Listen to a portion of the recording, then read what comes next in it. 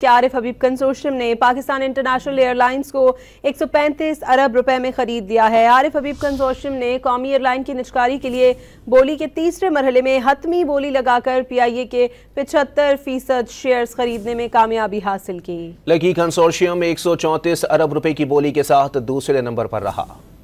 So the highest bid offer stands at 135 billion submitted by Arif Habib Consortium.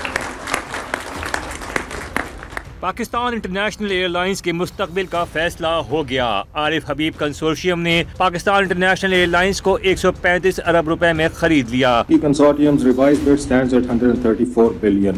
Arif Habib Consortium, it's your turn now. 135 billion.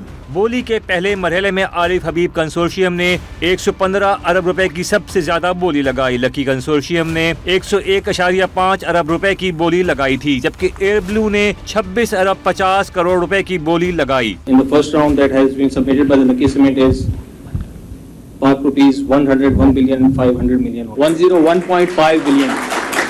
Air Blue has submitted is 26 billion 500 million. The bid submitted by Arif Habib Consortium is 115 billion. rupees 115 billion.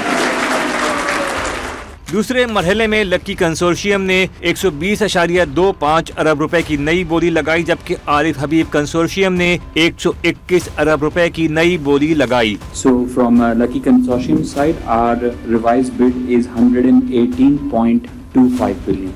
Arif Habib Consortium, will you be considering revising your bid? We'd like to go to 119 billion.